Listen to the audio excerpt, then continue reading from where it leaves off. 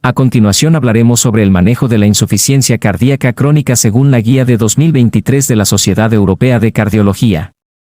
En primer lugar, es importante aclarar de qué se trata la insuficiencia cardíaca, pues no se trata de una sola enfermedad patológica, más bien, se trata de un síndrome clínico que suele estar acompañado de síntomas típicos como disnea, inflamación de tobillos y fatiga, además de signos específicos como una presión yugular elevada, crepitantes pulmonares y edema periférico. Este síndrome refleja una incapacidad del corazón para cumplir con sus funciones básicas, y esto puede deberse a una variedad de anomalías como pueden ser de origen cardíacas a nivel estructural o funcional. Generalmente, la insuficiencia cardíaca está causada por una disfunción miocárdica, ya sea esta sistólica, diastólica o ambas.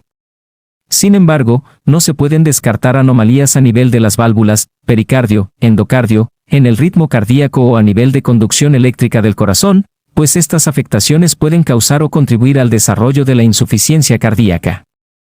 Estas causas conllevan a la sintomatología propia de la insuficiencia cardíaca, en la cual se reflejan tanto síntomas como signos específicos, como son la disnea, ortopnea, la fatiga y el cansancio, además de la inflamación a nivel de los tobillos. Esto en cuanto a los síntomas, ya que también reconocemos signos específicos como lo son el aumento de la presión venosa central que se refleja en las venas yugulares y en el reflujo hepatoyugular, además de signos cardíacos como la presencia del tercer sonido o ritmo de galope y el llamado choque de punta desplazado hacia la izquierda, indicativo de una cardiomegalia. La etiología es variada, pues puede ser causada por enfermedades coronarias como el infarto agudo de miocardio o, en el caso de arritmias, la hipertensión arterial elevada conlleva a la insuficiencia cardíaca si no se es tratada. Las valvulopatías, como en el caso de la estenosis aórtica. Las arritmias a nivel ventricular. Las miocardiopatías, ya sean estas dilatadas, hipertróficas, restrictivas, entre otras. También las infecciones que afecten el aparato cardiovascular, como puede ser una miocarditis viral, infección por enfermedad de Chagas y VIH. Las enfermedades neuromusculares como una distrofia muscular y las cardiopatías congénitas como la transposición de grandes vasos, la tetralogía de Fallot reparada, son algunas de las causas etiológicas que son las responsables de este síndrome. La New York Heart Association clasificó la funcionalidad del aparato cardíaco basándose en la gravedad de los síntomas y la actividad física, clasificando como clase 1 cuando no existe limitación de la actividad física, siendo que ésta no genera problemas de disnea, fatiga o palpitaciones. En clase 2 existe una leve limitación de la actividad física, el paciente se siente cómodo en reposo, sin embargo una actividad física ordinaria llega a producir síntomas como disnea, fatiga o palpitaciones. En la clase 3 ya se diferencia una limitación de la actividad física marcada, el paciente no refleja malestar en reposo, sin embargo cualquier tipo de actividad física produce los síntomas antes mencionados. Y finalmente en la clase 4, el paciente muestra una incapacidad para realizar cualquier tipo de actividad física, pudiendo presentar síntomas en reposo, y aumentando la sensación de malestar si éste intenta algún tipo de actividad.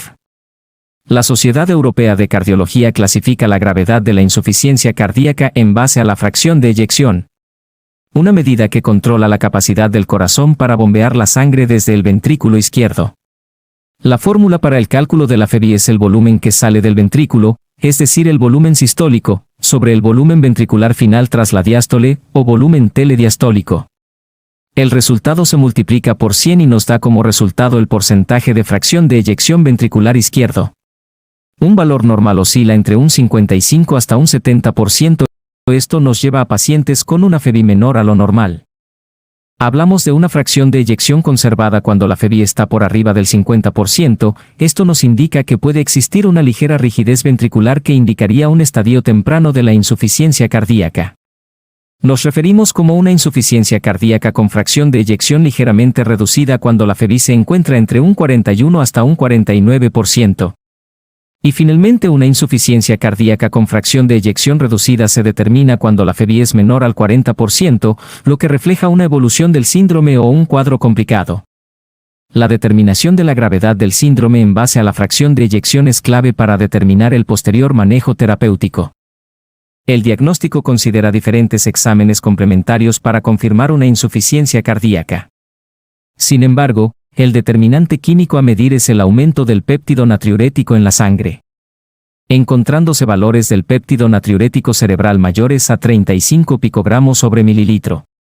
la fracción aminoterminal del propéptido natriurético cerebral con cifras mayores a 135 picogramos sobre mililitro y la región media del propéptido natriurético auricular mayores a 40 picomol sobre litro. Los demás exámenes complementan o descartan la insuficiencia, pues el electrocardiograma sirve para revelar anomalías como hipertrofia del ventrículo izquierdo o complejo Juárez prolongado. Mediante la ecocardiografía obtendremos la fracción de eyección. La radiografía sirve como diagnóstico diferencial para las causas de los síntomas como la disnea o confirmar el diagnóstico de la insuficiencia en caso de mostear cardiomegalia o congestión pulmonar. Los análisis sanguíneos son para diagnóstico diferencial de la insuficiencia ante otras entidades o para el pronóstico y guía del tratamiento. De entre los fármacos que se usan para el manejo de la insuficiencia cardíaca tenemos a los inhibidores de la enzima convertidora de angiotensina, IECA, como el enalapril, el lisinopril y el ramipril, que actúan bloqueando la enzima convertidora de angiotensina, que transforma la angiotensina 1 en angiotensina 2, la cual genera vasoconstricción y aumenta la presión arterial. Al bloquear esta transformación, los IECA generan vasodilatación, lo que disminuye la presión arterial, reduce la retención de líquidos y disminuye el esfuerzo del corazón. Además, protegen los riñones al mejorar el flujo sanguíneo, especialmente en personas con hipertensión o diabetes. Otro tipo de fármacos usados son los beta bloqueadores, los cuales actúan bloqueando los receptores beta en el corazón y otros órganos, los cuales normalmente responden a las hormonas del estrés, como la adrenalina. Al bloquear estos receptores, los beta bloqueadores disminuyen la frecuencia y la fuerza de los latidos del corazón, lo que reduce la presión arterial y el trabajo que el corazón necesita hacer. También ayudan a relajar los vasos sanguíneos, mejorando el flujo sanguíneo. Por esto, son útiles para tratar problemas como hipertensión, insuficiencia cardíaca, arritmias y prevenir ataques cardíacos. Posteriormente encontramos a los antagonistas de aldosterona, como la espironolactona y la eplerenona, los cuales bloquean la acción de la hormona aldosterona en los riñones. La aldosterona normalmente hace que los riñones retengan sodio y agua, lo que aumenta el volumen de sangre y, por tanto, la precarga y consecuentemente la presión arterial. Al bloquear esta hormona, estos medicamentos ayudan a que el cuerpo elimine sodio y agua a través de la orina, mientras conservan el potasio. Esto reduce la presión arterial, disminuye la retención de líquidos y alivia la carga sobre el corazón. Los antagonistas de los receptores de angiotensina 2, como el losartán, el valsartán y el candesartán, bloquean directamente los receptores donde actúa la angiotensina 2, una hormona que normalmente provoca vasoconstricción, logrando que el cuerpo retenga agua y sodio, aumentando la presión arterial. Al bloquear estos receptores, los vasos sanguíneos se relajan ocasionando vasodilatación, la presión arterial disminuye y se reduce la retención de líquidos. Esto ayuda a mejorar el flujo sanguíneo y a reducir la carga sobre el corazón. Un grupo primordial en el control de la insuficiencia cardíaca son los diuréticos, los cuales ayudan a los riñones a eliminar el exceso de agua y sodio del cuerpo a través de la orina. Al reducir la cantidad de líquido en los vasos sanguíneos, disminuyen la presión arterial y alivian la acumulación de líquido en tejidos y pulmones, que ocurre en problemas como insuficiencia cardíaca o edemas. Existen diferentes tipos de diuréticos, como los de asa, tiacídicos y ahorradores de potasio, que actúan en distintas partes de los riñones. Sin embargo, todos tienen el mismo objetivo: reducir el exceso de líquido para mejorar la función del corazón, los pulmones y el control de la presión arterial. Otro grupo importante son los inhibidores de la neprilicina y receptores de angiotensina, ARNI, como el sacubitrilo/valsartán, los cuales combinan dos acciones clave para tratar la insuficiencia cardíaca. El sacubitrilo bloquea la neprilicina, una enzima que descompone los péptidos natriuréticos, que ayudan a relajar los vasos sanguíneos, eliminar sodio y agua, y reducir la carga sobre el corazón. Al mismo tiempo, el valsartán bloquea los receptores de angiotensina 2, evitando que esta sustancia estreche los vasos sanguíneos y aumente la presión arterial.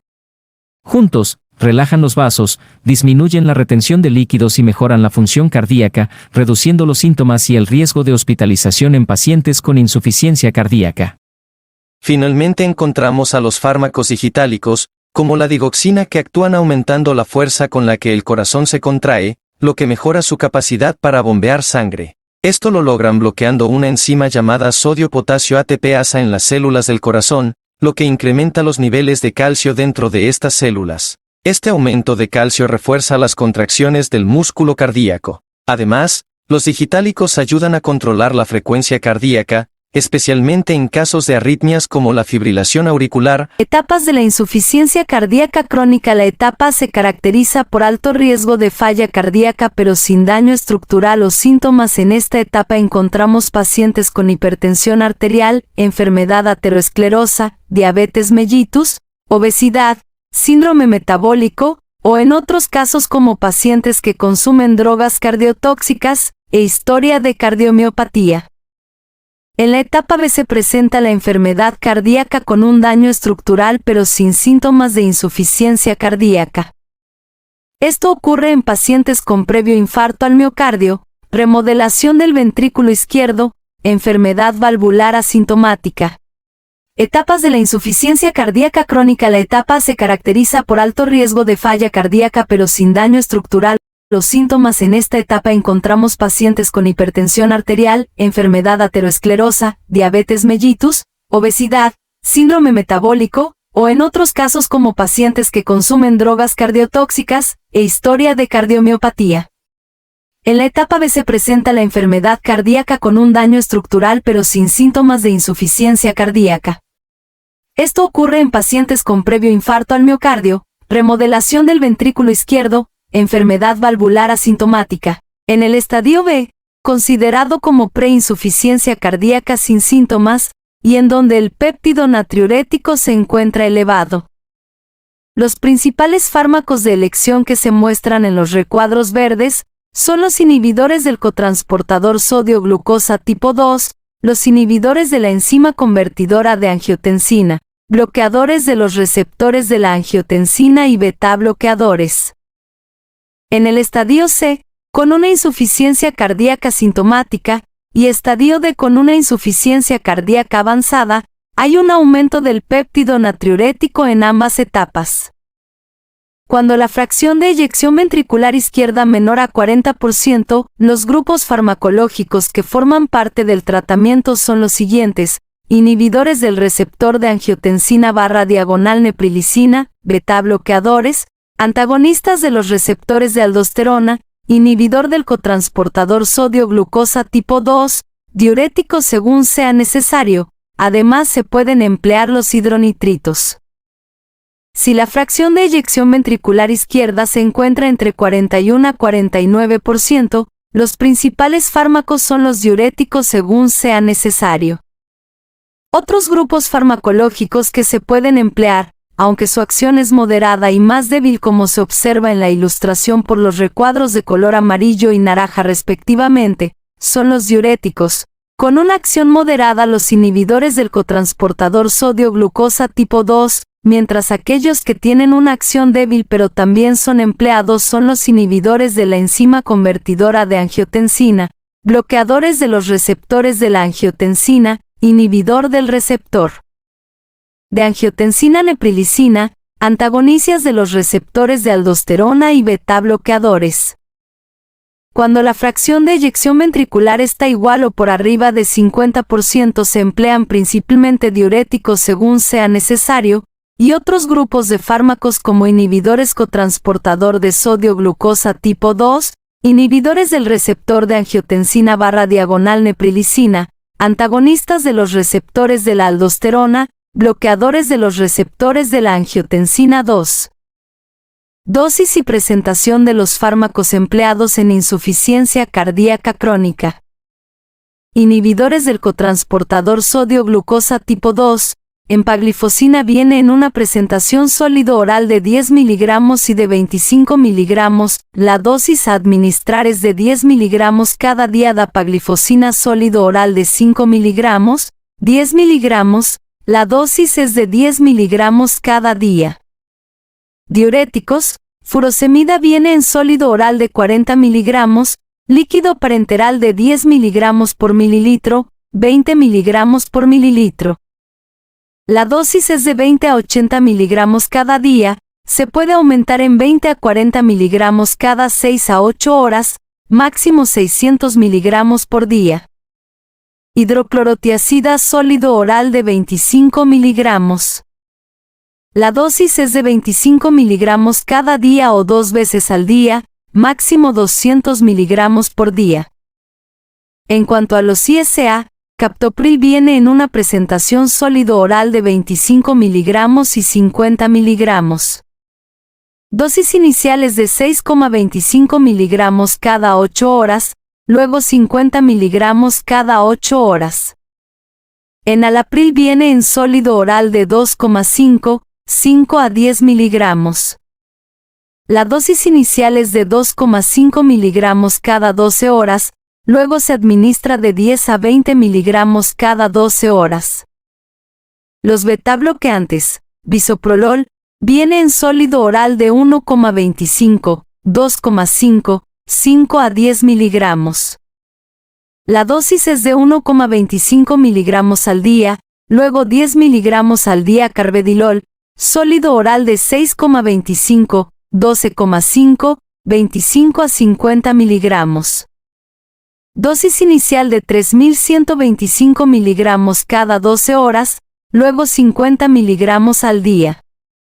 Como antagonista del receptor de mineralocorticoides, la espironolactona tiene una presentación sólido oral de 25 miligramos, 100 miligramos.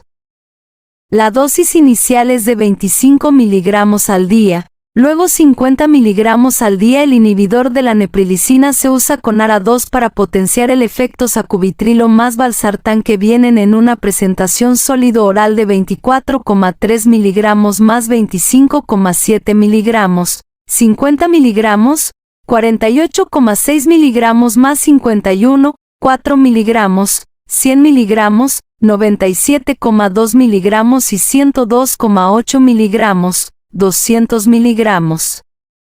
La dosis inicial es de 100 miligramos 2 veces al día, luego 200 miligramos 2 veces al día.